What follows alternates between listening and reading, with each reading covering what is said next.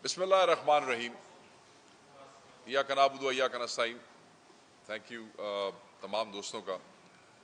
माज़रत हमें venue change करना पड़ा। आज आपको अंदाज़ा होगा कि यहाँ पे कैबिनेट मीटिंग थी और हमें ये सजेस्ट किया गया कि इसको आगे ले जाएं या वहाँ आपके लिए मसाइल पैदा होते, तो हमने फिर आपको ये तकलीफ़ दी कि वेन्यू चेंज कर लेते ताकि जो टाइम आपको दिया हुआ था उस पर कोई मिसकमिटमेंट ना होती। तो माज़रत अगर आप लोगों को वेन्यू की वजह से कोई इनकन्वीनियंस हुई है। आज हम बात करना चाहते हैं पीडीएम की हुकूमत की तीसरी बरसी के मौके पे, और जब उनकी बरसी की बात होगी तो ऑब्वियसली पिछले 3 सालों में किए गए करतूत जो है, जो इंडिकेटर्स है, जो उनकी कोई अचीवमेंट्स हैं, उसका डिस्कस होना बहुत ज़रूरी है। उस हवाले से कुछ इल्ज़ामात लगाए गए थे जब हमारे कायद इमरान खान साहब की हुकूमत को हटाया गया था, अगर आपको याद हो।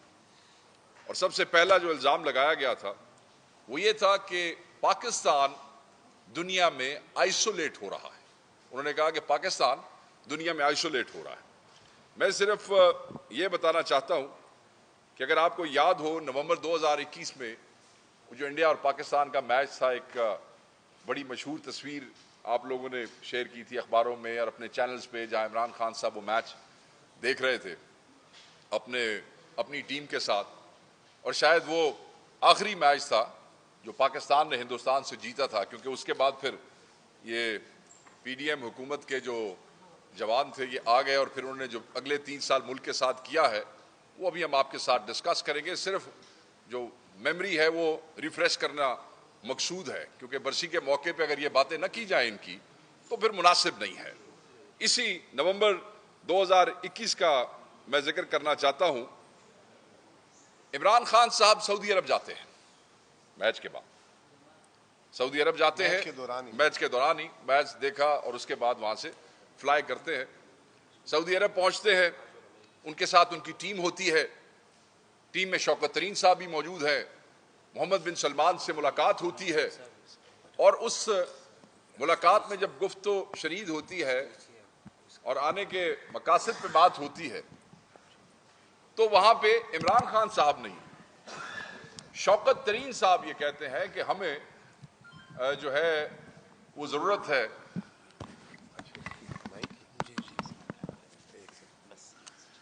हमें जरूरत है, और वहां डॉलर्स का जिक्र होता है कि हमें पैसे चाहिए भाई। आप यकीन करें, बगैर इमरान खान साहब के मुंह से एक लफ्ज निकाले, सिर्फ इमरान खान के सिपाही जो इमरान खान साहब के मौजूद थे, जो टीम का हिस्सा थे, सिर्फ उनके कहने के ऊपर MBS मोहम्मद बिन सलमान जो है $2 अरब उसका वो ऐलान करते हैं, और साथ $1.5 अरब तेल की मद में 1.2 जो है वो तेल की मद में वो वहां पे अनाउंस करते हैं। सो $2 बिलियन का डिपॉजिट और $1.2 बिलियन का तेल की मद में ऐलान करते हैं। ये मैंने सिर्फ इसलिए बताया कि आइसोलेशन का जो जिक्र किया जाता है तो आपको पता लग जाए कि हम कैसी आइसोलेशन में थे कि एक मैच के दौरान जब हम हमारे प्राइम मिनिस्टर सऊदीया फ्लाई करते हैं तो पहली ही मीटिंग के अंदर उनको $2 बिलियन डिपॉजिट और $1.2 बिलियन जो है वो तेल की मद में अप्रूव हो जाता है। इनकी तरह वो चीजें मैं आपको बाद में एक्सप्लेन करता हूं। इसी इल्जाम में अगर हम देखते हैं तो उन्होंने कहा कि एक और इल्जाम कि ये IMF की बारूदी सुरंगें इन्होंने बिछाई है। अब मजे की बात यह है कि बारूदी सुरंगों का जिक्र हुआ 8 अप्रैल 2022 को अदम एतमाद होता है। 8 अप्रैल 2022 को फरवरी में इमरान खान साहब के विजिट पे IMF $1 बिलियन की किस्त रिलीज करता है। फरवरी में विजिट के दौरान 2022 में $1 billion is being released by IMF।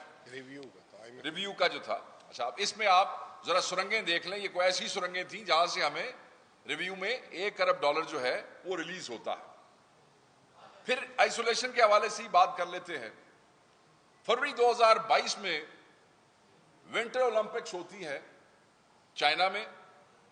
Imran Khan साहब को चाइनीज प्रेसिडेंट मदऊ करते हैं। इमरान खान साहब चाइना जाते हैं, विंटर ओलंपिक्स में जो है वो शामिल होते हैं। कोविड के बाद चाइना के प्रेसिडेंट पहली दफा दुनिया के सुदूर और वज़राए आज़म से मिलते हैं।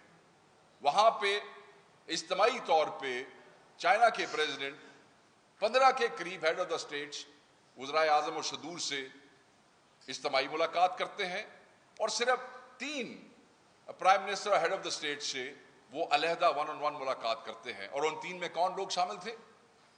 इमरान खान साहब, पुतिन साहब। और मैं सिर्फ ये बताना चाहता हूं, जो हमें आइसोलेशन बार बार बताई जाती थी, ये कैसी आइसोलेशन थी? अच्छा, ये वो विंटर ओलंपिक्स हैं जिसका यूरोप ने और यूनाइटेड स्टेट्स ने बॉयकॉट किया था। आगे अगर हम आ जाते हैं तो 23 मार्च 2022 अदम एतमाद से 10 दिन पहले इस्लामाबाद में इस्लामिक कॉन्फ्रेंस मुनक्किद की जाती है।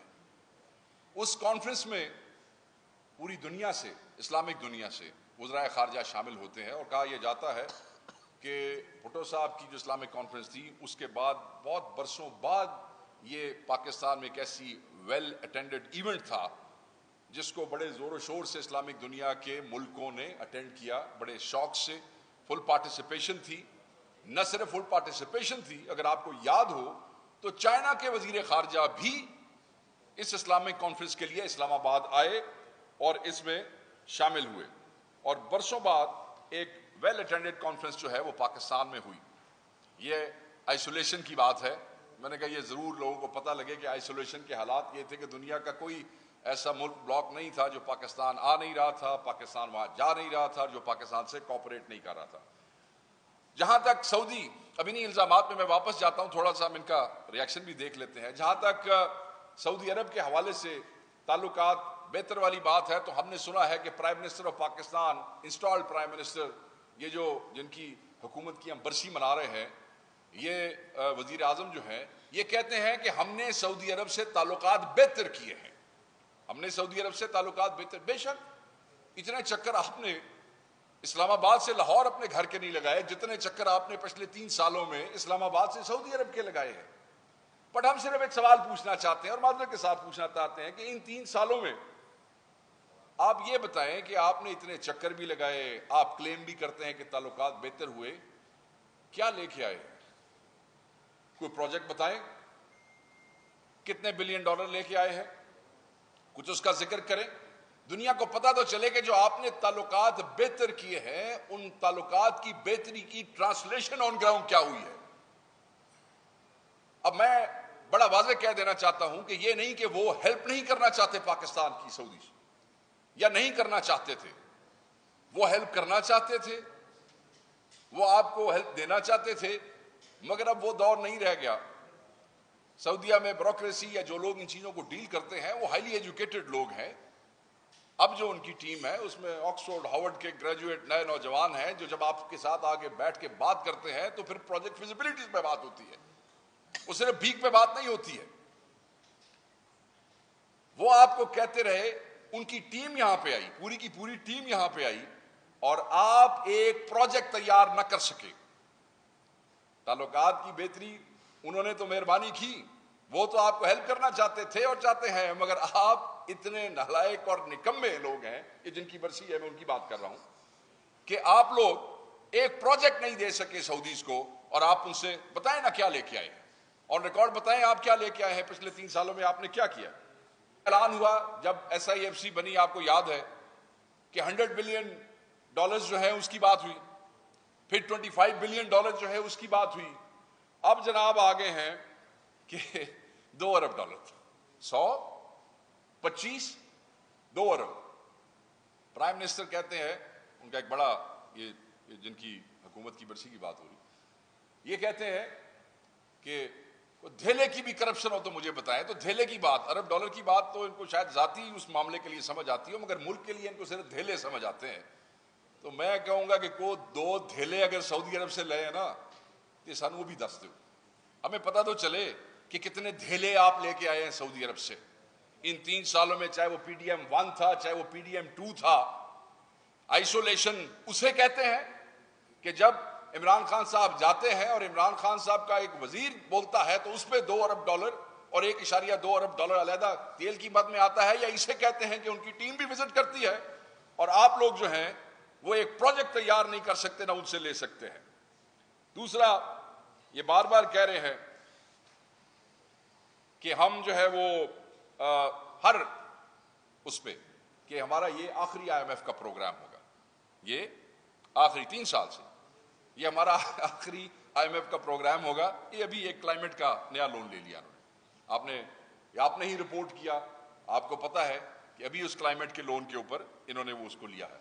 ये वाहिद वजीर आजम है जिन्होंने 3 साल में IMF से 4 मुआहदे किए हैं। वाहिद वजीर आजम है जिन्होंने 3 साल में IMF के 4, ये वो वजीर आजम जिनकी हुकूमत की बरसी की बात हो रही है, उन्होंने 4 मुआहदे किए हैं। और भाई मैं सिर्फ ये पूछना चाहता हूं कि ये जो आपने मुआहदे किए हैं, हमें जो आप ताने दे रहे थे बार बार बारूदी सुरंगों के कि हम वो बारूदी सुरंगें बिछा के गए हैं, क्लेम आप करते हैं, बुलंद बांग दावे आप करते हैं, नाकाम हो जाते हैं, फिर उसी इदारे के पास वापस जाते हैं।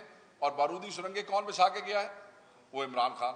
बारूदी सुरंगें बिछी होंगी मगर वो फिर 8 अप्रैल के बाद बिछी होंगी, या फिर इन्होंने बिछाई होगी वजीर आजम हाउस के नीचे किसी सुरंग के जरिए आ सकता है ना। जो बंदा जमानत पे हो, जिस दिन वो वजीर आजम बन रहा हो, तो फिर सुरंग के जरिए ही बैठ सकता है ना। वो सुरंगे बताएंगे सारे। बात यह है कि जब आपको याद होगा एक जॉइंट सेशन जनवरी का 2022 में जिसमें लोन के हवाले से बात हो रही थी IMF की, इसहाक डार साहब खड़े होकर क्या कहते हैं?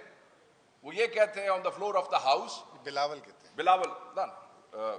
बिलावल साहब ये कहते हैं कि ये PTI नहीं है, ये PTI MF है, और अगर हमारी हुकूमत आ गई तो हम अपनी हुकूमत में पाकिस्तान तहरीक इंसाफ की हुई IMF की सारी डीलें खत्म कर देंगे। मैं बिलावल भुट्टो जरदारी से पूछना चाहता हूं, बल्कि बताना चाहता हूं कि बिलावल भुट्टो साहब, हम इंतजार कर रहे हैं, आज भी इंतजार कर रहे हैं। PDM 1 और PDM 2 मुझे बताया जाए कि कौन सी डील तुमने खत्म की है। डील खत्म करना तो दूर की बात है, तुमने 4 मुआहदों के ऊपर दस्तखत किए हैं IMF के साथ, और उस वक्त आप तमाशा बना रहे थे कि हमने सुरंगें बछाई हैं।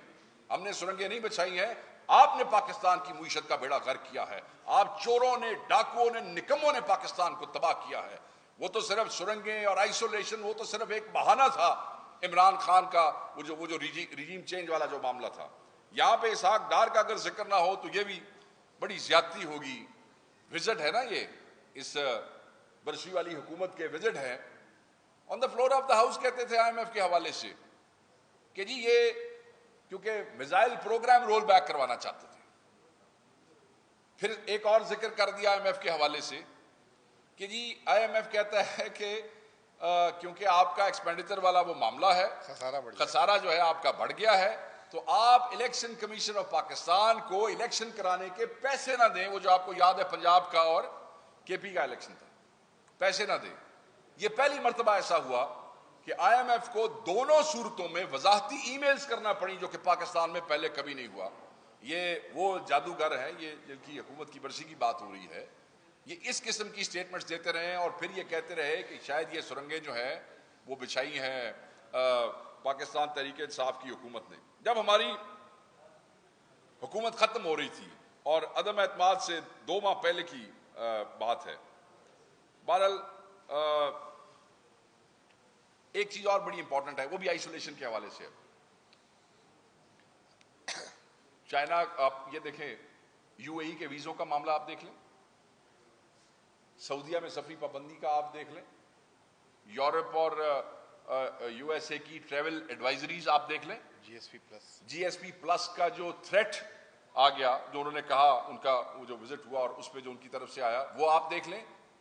मैं ये पूछना चाहता हूं और इसी वजीर आजम और इस बरसी वाली हुकूमत से पूछना चाहता हूं कि पाकिस्तान में आज से पहले UAE और सऊदीया भी हम पे मतलब पाबंदियां लगाएंगे, तो क्या ये 3 सालों की आइसोलेशन है? या उससे पहले जो आप कह रहे थे वो आइसोलेट, पाकिस्तान दुनिया में कभी इतना आइसोलेट नहीं था जितना आज पाकिस्तान आइसोलेट है इस दौरे हुकूमत में, ये बरसी वालों की हुकूमत के अंदर, और ये शर्म का मुकाम है। प्राइम मिनिस्टर का ओथ जिस दिन उठाना था, वजीर आजम जो इंस्टॉल्ड वजीर आजम है जिनकी मैं ये बरसी वाली हुकूमत की बात कर रहा हूं, उसी दिन जनाब की एक पेशी थी लाहौर में, और मुकदमा क्या था? बेल पे थे, 11 तारीख की मैं बात कर रहा हूं। मुकदमा क्या था? रमजान शुगर मिल वाला, मनी लॉन्ड्रिंग वाला और करप्शन वाला मुकदमा था।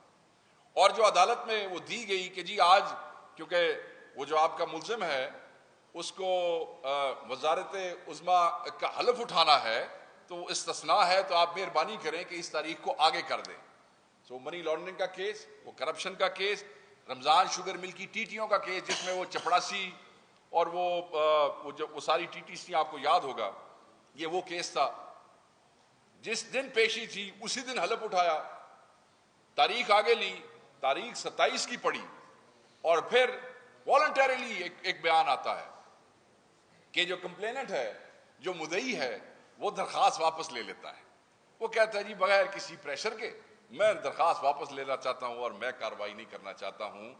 एक शख्स जो मनी लॉन्ड्रिंग के केसेस में, करप्शन के केसेस में जमानत पे था, उसको सुरंग बिछा के वजारत उज़्मा के ओहदे के ऊपर बिठाया गया है। इसको ये करतूत हैं। ये तो मैं तो सिर्फ चीजें शुरू कर रहा था। मैंने कहा आइसोलेशन के हवाले से बात ना की जाए इस बरसी वाले दिन तो ये बहुत जुल्म होगा। बाकी बहुत से इंडिकेटर्स हैं, दहशतगर्दी के हवाले से है, मईशत के हवाले से है, दिफा के हवाले से है, बहुत से मामलात हैं। मैं अब बाकी मईशत के हवाले से, क्योंकि ये ज़्यादा इंपॉर्टेंट चीज़ें हैं, ये मैं मुज़म्मिल भाई को रिक्वेस्ट करूँगा कि अब ये इसको चीज़ को आगे लेके चलें और कुछ चीज़ें आपसे भी शेयर करें, बताएं दुनिया को कि इन्होंने बरसी के मौके पे बताएं कि 3 सालों में इन्होंने क्या क्या पाकिस्तान के साथ किया है और कैसे किया है। जी बिस्मिल्लाह। ये कहती है कि हमने जो है ना सियासत कुर्बान करके मईशत रियासत को बचा लिया, हमने डिफ़ॉल्ट से मुल्क को बचा लिया, हमने माशी पाकिस्तान में बहाली कर दी। तो बहुत ज़रूरी था कि इस बरसी में सबसे पहले तो ज़िक्र कर दिया जाए कि वो कौन सा मुल्क डिफ़ॉल्ट होता है जिस साल हुकूमत ख़त्म हो रही हो तो मुल्क की तारीख की सबसे बड़ी रेमिटेंसेस 31 अरब डॉलर स्कोर की गई हो, मुल्क की तारीख की हाईएस्ट एवर बरामदात जो है उस साल अचीव की गई हो। शरह नमू जिसे जीडीपी ग्रोथ कहते हैं 6.5% और उससे एक साल पहले 6.1%। कंसेक्यूटिव 2 years 6% जीडीपी ग्रोथ 2005 के बाद पहली दफ़ा उस वक्त हो रही हो। अदम एतमाद से पहले जो आइसोलेशन की बातें कर रहे थे, उस वक्त पाकिस्तान के ख़जाने 24 अरब डॉलर पे पहुंच गए। ऐसा क्या हुआ कि अदम एतमाद के एक महीने में जो है 8 अरब डॉलर मुल्क से निकल गए। ये कौन सा डिफ़ॉल्ट ऐसा था जिसमें उस वक्त जब इमरान खान की हुकूमत थी तो क्रेडिट रेटिंग जो उस वक्त थी वो अब भी उससे जो है 2 नॉच नीचे है। फिर इन 3 सालों पे आ जाए, इन 3 सालों में पाकिस्तान की तारीख की सबसे कम ग्रोथ हुई। कल की अखबारात की हेडलाइन थी और आज की बल्कि अखबारात की हेडलाइन है और कल की न्यूज़ चैनल की हेडलाइन है कि एशियाई तरक्याती बैंक कह रहा है कि पाकिस्तान की इस साल शरह नमू 2.5% रहेगी और अगले साल 3% रहेगी। अभी एक महीने पहले उड़ान पाकिस्तान का एक प्रोग्राम हुआ था जिसको उड़ान की मतलब भरी थी। उसमें उन्होंने कहा था कि 1000 अरब डॉलर पाकिस्तान की मईशत हो जाएगी 2029 और उसमें जो रफ्तार बताई थी पाकिस्तान की ग्रोथ की वो 9.8%। 78 साल में पाकिस्तान ने सिर्फ एक साल भी ऐसा कभी ग्रोथ नहीं हासिल की। अब वो 9.8% सबसे पहले तो इनकी मिनिस्ट्री ऑफ फाइनेंस ने उसको डिसोन किया, अब आलमी इदारे करना शुरू हो गए। 2.5% एशियाई तरक्याती बैंक। मैं कह रहा हूँ इन्होंने बड़े खुले दिल से बात कर दी है। 6 माह का नंबर आया अभी शरह नमू का 1.54%। पाकिस्तान की 10 साल तारीख में कोविड के साल को हटा के ये सबसे लोवेस्ट इस साल। और ये वजीर आजम और उनके साथी किस ढिठाई से बोल रहे हैं कि हमने मईशत बहाल कर दी। फिर IMF जिसके जो इनका इस वक्त पीर केले बना हुआ है, जिसको हमें कहते थे PTIMF, आज जो है ये PDIMF पता नहीं क्या बन चुका हुआ है। उनके बगैर पानी का गिलास नहीं पीते। एक हफ्ता पहले ऐलान करते हैं कि जी वजीर आजम साहब रियल स्टेट के टैक्सेस को कम कर रहे हैं, वो कर रहे हैं, और फिर बाद में IMF आता है और IMF कहता है कैसे कर सकते हो। तो उसके बाद कहते हैं कि जी वो अभी तो मजबूरी है, नहीं कर सकते, और ये वो। फिर उसके बाद कहते हैं आखिरी प्रोग्राम है IMF का। वकास साहब ने बोला 3 साल में 4 प्रोग्राम लिए। पहला प्रोग्राम जो हमारा था, फिर उसके बाद 9 माह का प्रोग्राम लिया, फिर ये जो अभी जो चल रहा है वो, जिसके रिव्यूज, और अब हाथों हाथ नया क्लाइमेट रेजिलियंस प्रोग्राम लिया। तो ये पाकिस्तान की GDP ग्रोथ, जिस साल इमरान खान साहब जब अपने आखिरी साल था तो 6.5% थी, उसके अगले साल ही 6.5% से मनफी ग्रोथ हो गई। पिछले साल 2.4%, इस साल 2.5%। मैं डाटा देख रहा था, 77 साल में इस तरह का स्लो डाउन का जो स्पेल है वो 1972, 73, 74, 75 के ज़माने में आया था, जब पाकिस्तान का बंगला। उसके बाद ये 50 साल के बाद ये मामलात वापस आए, 50 साल के बाद। अब बात कर लें आप मुल्क की सनत की। इमरान खान के आखिरी ये कौन सा मुल्क था जो डिफॉल्ट कर रहा था, उसकी सनत डबल डिजिट में ग्रो करी थी। 2 साल कंसेक्यूटिव डबल डिजिट में सनत 12%, 13%। वो साल आखिरी साल थे, उसके बाद से हर साल सनत ने मनफी ग्रोथ की है, हर साल सनत ने मनफी ग्रोथ की है। एग्रीकल्चर, उस साल फ्लड्स आ गए, इनका क्यों कसूर बोलें। बाद अक्सर लोग कहते हैं कि वो भी होता है थोड़ा सा, मतलब हुक्मरानों का भी असर होता है, मतलब वो उस तरफ में। चले आपने बोल दिया, मैं बोलना नहीं चाह रहा था। वो हुआ, फिर मनफी एग्रीकल्चर ग्रोथ हुई, जिसकी वजह से मुल्क में तारीखी महंगाई हुई। वो महंगाई इतनी ज़्यादा हुई कि 23% 2022 में महंगाई, 23 में, 2024 में 38%, और अब 100% के करीब हर चीज़ की कीमतें जो है 2 सालों में बढ़ गई। उसके बाद जो है 5-10% ऊपर नीचे, वो भी आलमी मार्केट में हुई कम। उस पर कह रहे हैं कि जी हमने महंगाई पे कंट्रोल कर लिया। महंगाई का कंट्रोल इसको नहीं कहते। महंगाई का कंट्रोल उस वक्त कहते हैं, वो हमारे बड़े कहते हैं कि जेब में पैसे हो ना तो महंगी चीज़ भी सस्ती है, और जब पैसे ना हो ना तो सस्ती चीज़ भी आपके लिए महंगी तरीन है। आपने जो ये काम किया, उसकी वजह से पाकिस्तान की 78 साल की तारीख की तारीखी गुर्बत, 2022 में पाकिस्तान की गुर्बत 34.2% थी, जो 2025 में बढ़कर हो गई है 40.5%। और इसका पैमाना ये दिया गया है $3.65 पर डे जो कमाते हैं, अगर उनकी आमदनी इससे कम है, $3.65 का मतलब दिन का 1,000-1,200 रुपये जो कमाते हैं, उससे कम आदमी आमदनी वाले को गरीब तस्वुर, गुर्बत की लाइन। तो ये 40.5% कहा यह जा रहा है इस वक्त पाकिस्तान की, क्योंकि डाटा नहीं आ रहा, 50% से ज़्यादा आबादी जो है गुर्बत की लकीर के नीचे चली गई है। बेरोज़गारी, जैसे मैंने ये कहा ना कि आमदनी हो तो चीज़ें महंगी चीज़ें भी लोग बर्दाश्त कर लेते हैं। बेरोज़गारी जो है पाकिस्तान की, जब इमरान खान साहब की हुकूमत थी तो उस वक्त था 6.2%। पिछले साल वो बढ़ के 8.5% हो गया। सिर्फ बेरोजगारी की वजह से 1 करोड़ से ज़्यादा लोग जो हैं गुर्बत की लकीर के नीचे अलग आए। तो जो परचेजिंग पावर थी वो उस पर अलग हिट पड़ी। अब उसका क्या हुआ? ये हुआ कि पाकिस्तान की तारीख में, आप भी सुने वकास साहब ये बात, 1947 के बाद सबसे बड़ी हिजरत हुई है। ये आपको पता है? 2022 में 8,32,000 लोग पाकिस्तान छोड़ के बाहर रोजगार के लिए गए। 2023 में 8,62,000 लोग गए हैं छोड़ के पाकिस्तान, और 2024 में 9,76,000। ये कौन सी मईशत की रिकवरी अच्छी हो रही है कि यहां से लोग छोड़ के जा रहे हैं? उसके ऊपर रोजाना ये जो नागहानी हम सुनते हैं कि फलां जगह शिप डूब गया, फलां जगह जो है वो जा रहे थे तारिकीन वतन जो है वो डूब गए, ये चीज। फिर उसके बाद मैंने आपसे इंडस्ट्रियल ग्रोथ की बात की, ये तमाम बातें की। अब महंगाई की तो हम बार बार बात करते हैं ना। सबसे पहली बात यह कि हमारे इस्तेमाल में चीजें जो हैं कितनी, मतलब 2022 में हम करते थे और आज कितनी करते हैं।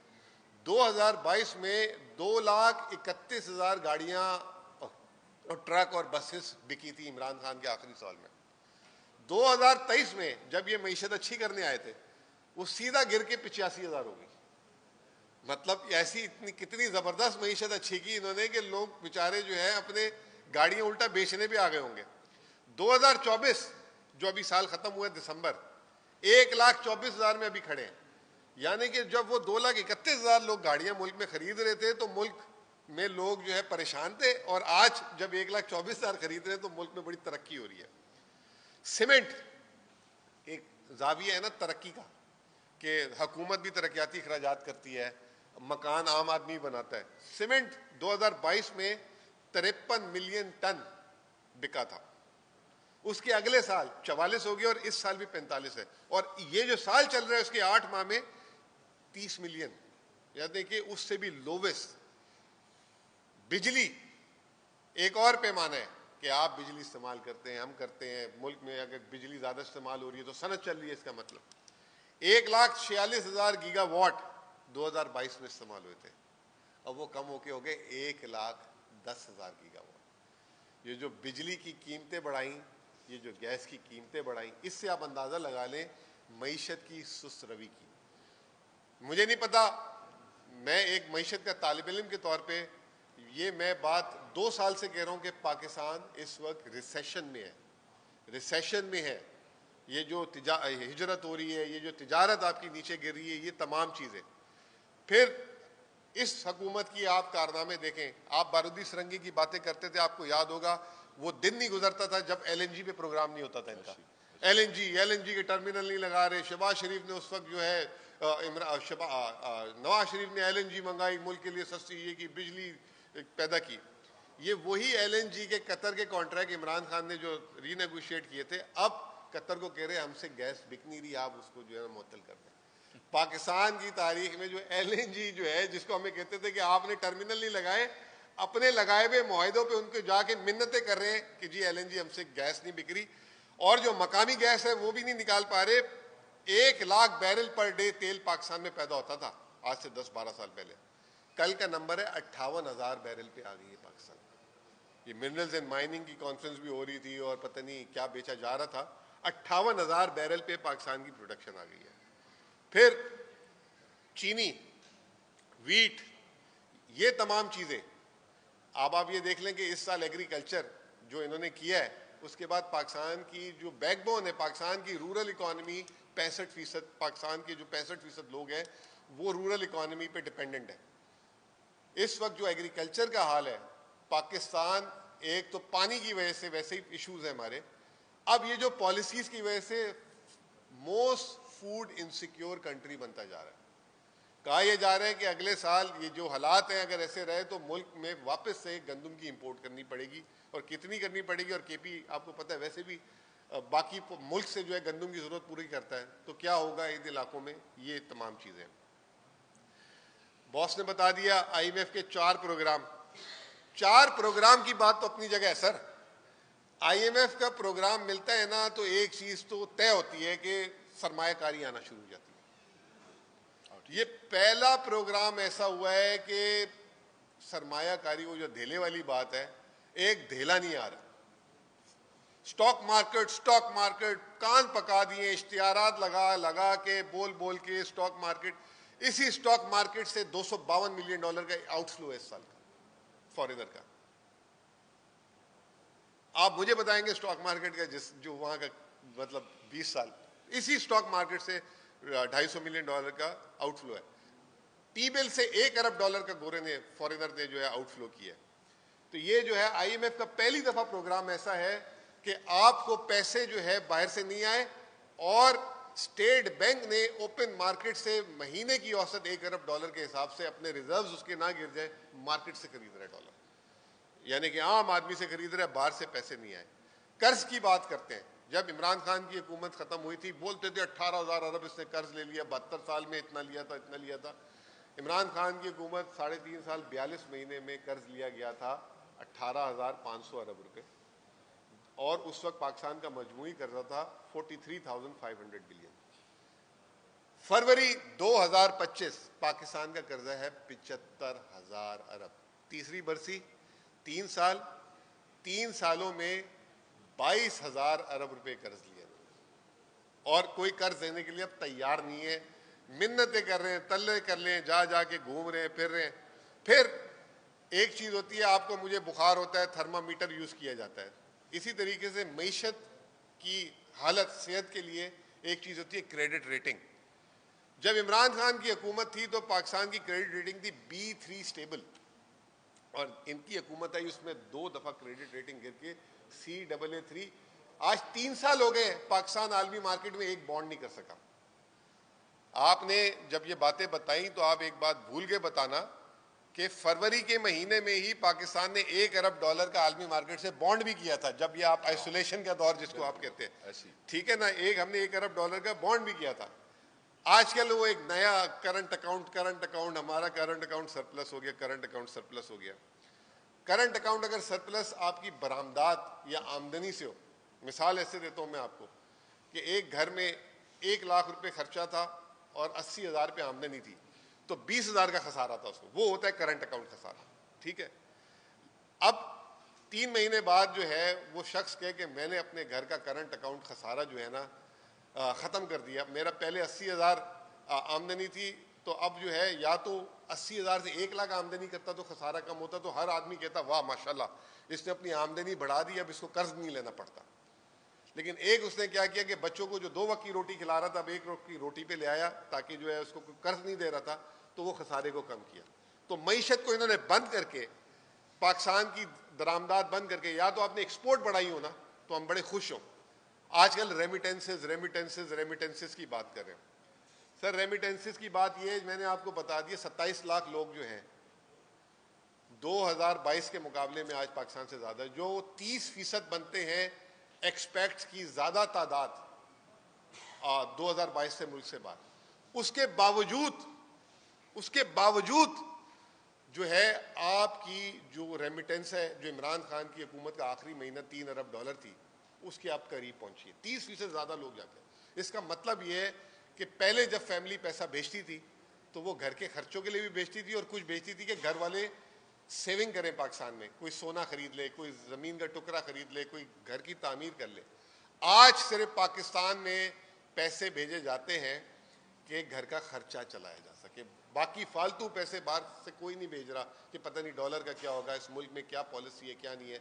तो मुझे एक बैंकर बता रहा था कि औसत पहले 700 धर्म या रियाल फी बंदा घर को भेजता था, अब वो 450 हो गई औसत।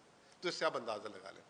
ये तमाम चीजें, अब मैं 2-3 मिनट 5 मिनट ज्यादती होगी अगर KP के बारे में बात ना की जाए।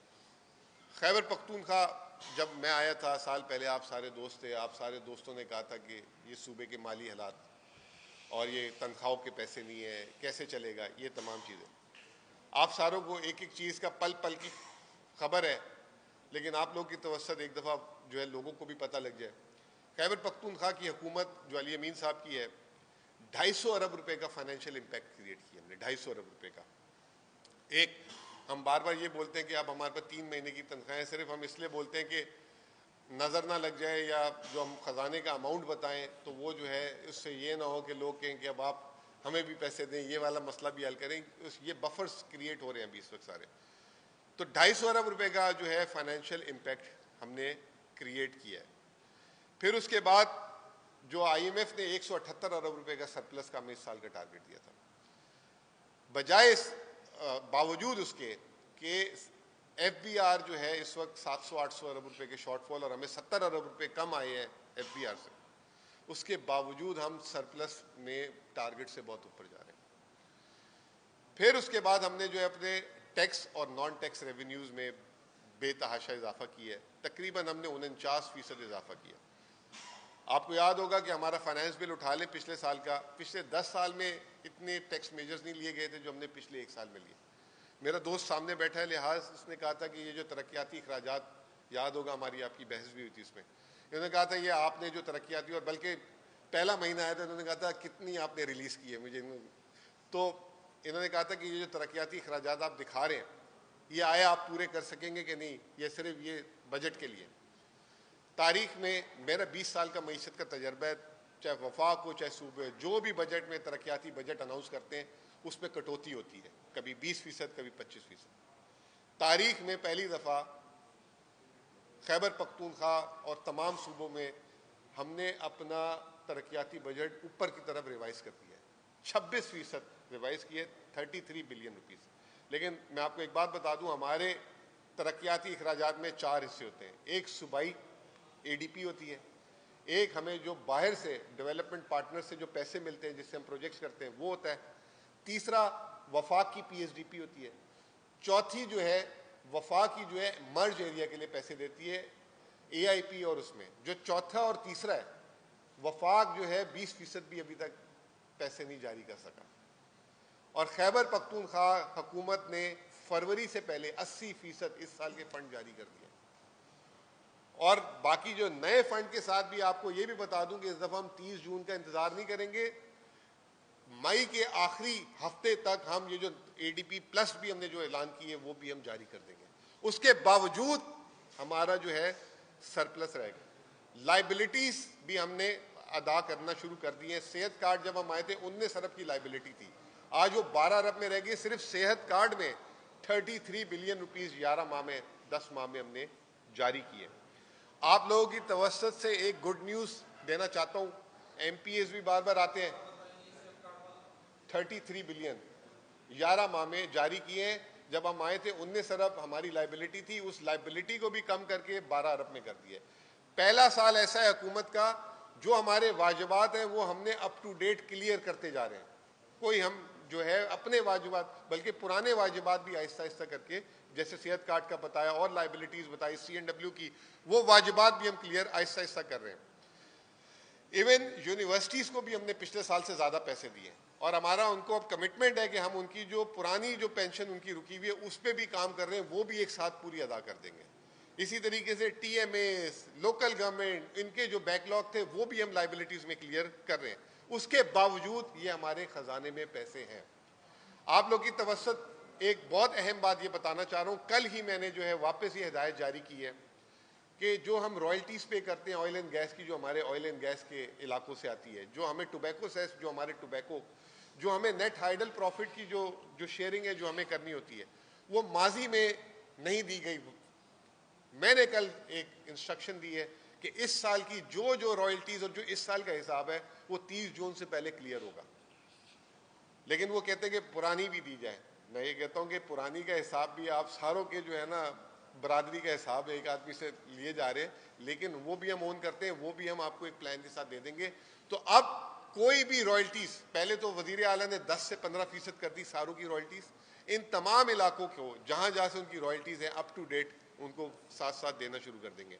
डेट फंड आपने देख लिया, हमने कर्ज उतारने का एक फंड बनाया जिसमें 30 अरब डाल दिए। आजकल में हमारी प्लानिंग हो रही है कि मजीद 100 अरब उसमें डालने हैं, ये 50 अरब डालने हैं। तो अगले हफ्ते 10 दिन 15 दिन में हम उस कर्ज उतारने वाले फंड में 100 अरब तक भी डाल सकते हैं। इससे आप अंदाजा लगा लें, और मजीद 30 के ऊपर 100। पहली दफा ऐसा हुआ है कि 4 से 5 हमने फॉरेन लोन इस साल डिक्लाइन किए। पॉलिसी ये बना रहे हैं कि वो लोन लें जो अपनी कमाई करके अपने लोन को उतार सके, वो लोन ना लें कि जिसके बाद सूबे के टैक्स पेयर की मनी से उनका कर्ज उतारना शुरू करें। वहाँ पे भी हमने काफ़ी ज़्यादा रैशनलाइजेशन की है। फिर उसके बाद हमने सोशल सेक्टर प्रोग्राम्स रिवाइव किए। सेहत कार्ड का मैंने आपको बता दिया बनता। एहसास प्रोग्राम, 4 किस्म के एहसास प्रोग्राम जिसमें ऑलरेडी इसी जिरगा हॉल में हमने चेक्स डिस्ट्रीब्यूट किए। होम स्टे शुरू किया। सोलर प्रोग्राम इसी जिरगा हॉल में आप लोग आए वो शुरू किया। रमज़ान पैकेज अभी ख़त्म हुआ है। पिछले साल भी 10 अरब दिए थे, इस साल भी 10 अरब दिए।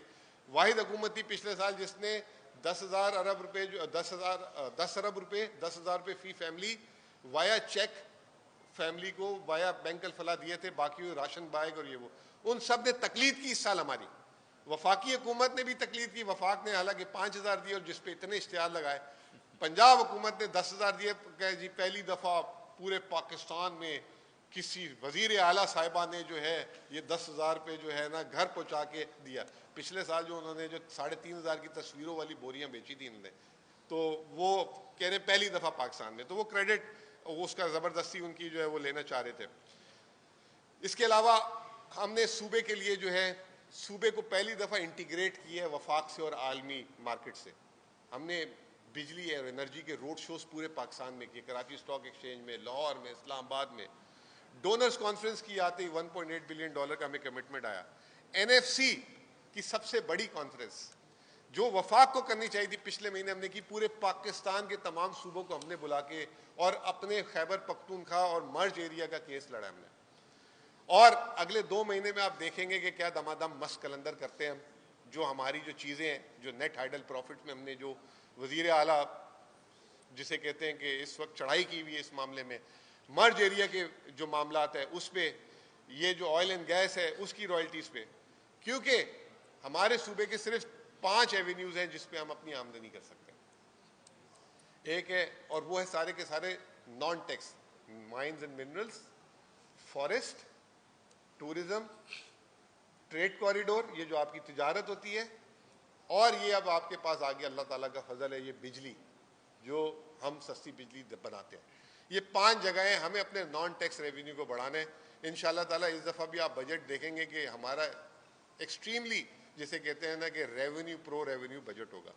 तो ये तमाम चीज़ें जो हैं इस वक्त आपको सुन के खुशी होगी कि जो टोबैको जो था, जो फेडरल गवर्नमेंट ने आज तक अपने पास रखा क्योंकि वो बहुत पैसे कमाती है, वो हम टोबैको बोर्ड को भी डिवॉल्व करके सूबे की तरफ ला रहे हैं और काफ़ी करीब आ गए हैं वफाक के कि हमें जो है ये पैसे अदा हो जाए। तो ये ओवरऑल सूरत हाल थी। अब अगला बजट आ रहा है, वो वज़ीर आज़म साहब सर कहते हैं कि जी मैंने बिजली जो है कम की। तो सवाल ये था कि जब हमारी हुकूमत जा रही थी तो 25 रुपये बिजली थी, उसको बढ़ा के 65 रुपये किया गया। 65 रुपये से जो है 7 रुपये कम की गई। वो भी उन्होंने क्या किया कि जो एक आपको हमको पेट्रोल में रिलीफ मिलना था वो रोक लिया, वो रिलीफ से जो है बिजली 2 रुपये सस्ती की। फिर उसके बाद क्या किया, जो आलमी मार्केट में तेल की कीमत कम हुई वो बिजली में ऑटोमेटिकली आनी थी, फ्यूल एडजस्टमेंट, उसको करके वज़ीर आज़म साहब को क्यों इश्तिहार देते थे, बहाना बनाना था, कुछ करना था। तो वो जो है बिजली की ये कहानी है। अब आप लोगों पे आज की खबर है, नई खबर भी सुन ले, मैं बता देता हूँ। क्लाइमेट का लोन $1 अरब लिए और उसके लिए कार्बन टैक्स पेट्रोल पे लगेगा। ये जो अभी जो ट्रम्प साहब ने दुनिया में भूचाल डाला है, जिसकी वजह से पेट्रोल सस्ता हुआ है कि कोई रिलीफ मिल जाए, शायद 1 आध महीने मिल जाए, लेकिन वो तैयारी कर रहे हैं वो भी टैक्स की शक्ल में वापस ले लें, नंबर 1। और ये वही वजीर आजम साहब है जब 150 रुपये के पेट्रोल में कहते थे कि 70 रुपये कर दो, कुछ नहीं होता, मुल्क को नुकसान नहीं होता। दूसरी एक और चीज़, ये जो बिजली सस्ती की है, तो वो जो गर्दिशी कर्जा है 12.5 अरब रुपए का, और 2,500 अरब का, उसमें बैंकों से 1200 अरब कर्ज ले रहे हैं ताकि कंपनियों को और उनको अदा कर दिया जाए। उस पर जो है 3.5 रुपये सूद की अदायगी का हमारे बिजली टैरिफ पे लगेगा। तो ये जो है ये नई कहानी है। ये बजट में मैं दुआ गो हूँ कि अल्लाह ताला जो है ये बजट पे जो है हम पे मजीद बोझ ना डाले। इसके साथ बहुत बहुत शुक्रिया। आपने कोई बात करनी? बस मैं एक बात करूंगा आखिर में, जिस वन लाइनर खसूसन किसान के हवाले से मुज़म्मिल भाई ने बात की, आप की थी बात बड़ी वाज़ेह है। ये जो 3 साल हैं, पहले साल आप देख लें कि गंदम की इंपोर्ट का जो स्कैंडल था उसमें क्या हुआ, किसने पैसे बनाए, मैंने उस दिन एक्सप्लेन किया। फिर दूसरे साल इन्होंने किसान के साथ क्या किया, 3900 रुपये मुकर्रर किया। इस साल कोई कीमत नहीं है और किसान जो है वो नहीं उगाएगा गंदम, और जब वो नहीं उगाएगा तो फिर क्या क्राइसिस होंगे। और इस वक्त किसान का लाइवलीहुड जो है पाकिस्तान में, खुसूसन सिंध और पंजाब में, वो खतरे में है। उनके बच्चों के लिए खाने के लिए कुछ नहीं होगा जो हालात हैं। और हम ये समझते हैं कि पाकिस्तान की रीढ़ की हड्डी है ज़राअत, और किसान जो है वो उसकी जान है। जो किसान का दुश्मन है वो पाकिस्तान का दुश्मन है। और बिल्कुल पिछले 3 सालों से इस हुकूमत के एक्शंस ने ये साबित किया है, ये किसान दुश्मन है, यानी कि पाकिस्तान दुश्मन है। और इनको चाहिए कि ये किसानों की काश्तकारों की बददुआओं से बचें। हम बहैसियत पाकिस्तान तहरीक इंसाफ कल भी पाकिस्तान के किसान के साथ खड़े थे और आज भी उनके साथ यकजहती का इजहार करते हैं। और हर मूव में, चाहे कोई किसानों की यूनियन है, हमारे अपना विंग अनाउंस हो चुका है जिसकी हम तफसील 2 दिन बाद हम आप लोगों के साथ 3 दिन बाद शेयर भी करेंगे। हम हर कदम पे पाकिस्तान के किसान के साथ हैं और इमरान खान साहब का भी यही विजन है। Thank you ji.